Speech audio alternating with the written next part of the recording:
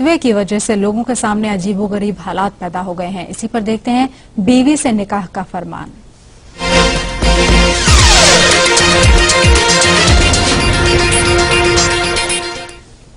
तो मुरादाबाद में एक गांव में फतवे की वजह से लोग जो हैं वो अजीबोगरीब हालात से गुजर रहे हैं। देवबंदी मत के इमाम से पढ़ाई गई जनाजे की नमाज के कारण बरेलवी मत के लोगों को फिर से निकाह करने का फतवा आ गया। पूरे गांव में ही नहीं, दूर दूर तक इस फतवे को लेकर चर्चाएं हो रही हैं।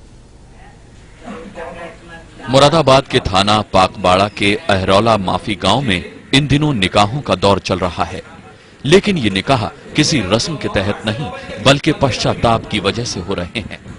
दरअसल परेशानी तब शुरू हुई जब 11 अगस्त को गांव के बुजुर्ग मास्टर नजाकत हुसैन तुर्क की नमाज जनाजा अब्दुल मोहम्मद ने पढ़ा दी।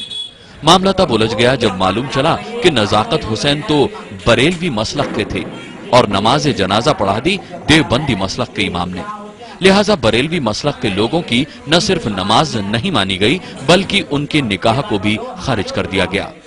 जिन लोगों ने उस देवबंदी ख्यालात के शख्स के पीछे नमाज पढ़ी है तो उनके निकाह जो हैं वो टूट गए। उनको दोबारा अपनी बीवियों से निकाह पढ़ना चाहिए। जो लोग नमाज जनाजा में शामिल नहीं हुए थे उन्होंने मसले को सुलझाने के लिए मुरादाबाद के मुफ्ती से फतवा मंगवाने का फैसला किया और जब फतवा आया तो गांव में भूचाल आ गया।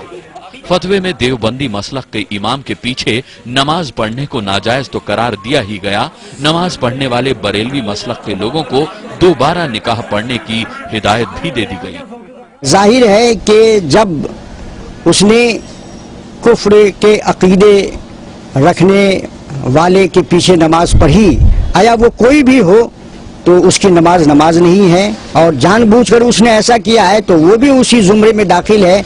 इसलिए उसको दोबारा कलमा पढ़ना होगा और अगर निकाह है तो वो टूट गया, फिर से दोबारा निकाह करना होगा। इस फतवे से गांव में अफरा तफरी मच गई।